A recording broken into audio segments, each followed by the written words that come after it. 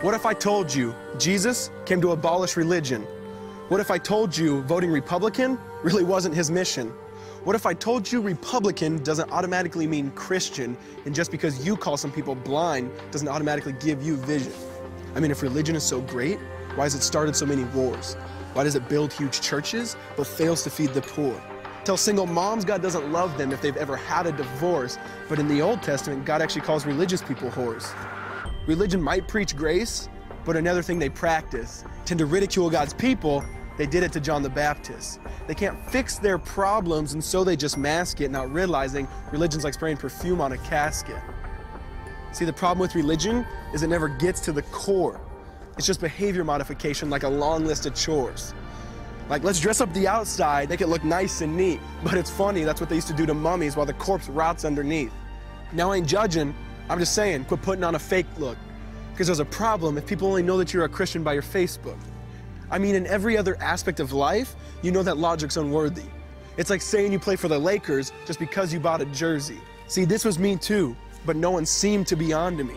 Acting like a church kid while addicted to pornography.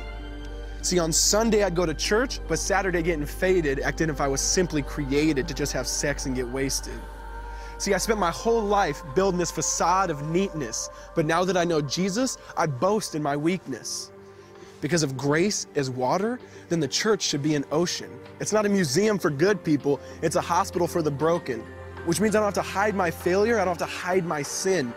Because it doesn't depend on me, it depends on Him. See, because when I was God's enemy, and certainly not a fan, He looked down and said, I want that man. Which is why Jesus hated religion, and for it He called them fools. Don't you see so much better than just following some rules? Now let me clarify. I love the church, I love the Bible, and yes, I believe in sin. But if Jesus came to your church, would they actually let Him in? See, remember He was called a glutton and a drunkard by religious men. But the Son of God never supports self-righteousness, not now, not then. Now back to the point, one thing is vital to mention. How Jesus and religion are on opposite spectrums. See, one's the work of God, but one's a man-made invention. See, one is the cure, but the other's the infection. See, because religion says do, Jesus says done. Religion says slave, Jesus says son. Religion puts you in bondage, while Jesus sets you free. Religion makes you blind, but Jesus makes you see. And that's why religion and Jesus are two different clans. Religion is man searching for God. Christianity is God searching for man. Which is why salvation is freely mine, and forgiveness is my own. Not based on my merits, but Jesus' obedience alone. Because He took the crown of thorns and the blood dripped down His face. He took what we all deserved.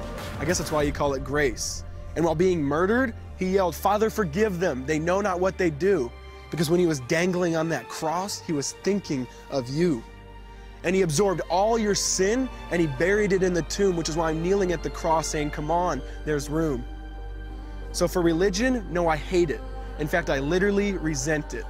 Because when Jesus said, it is finished, I believe He meant it.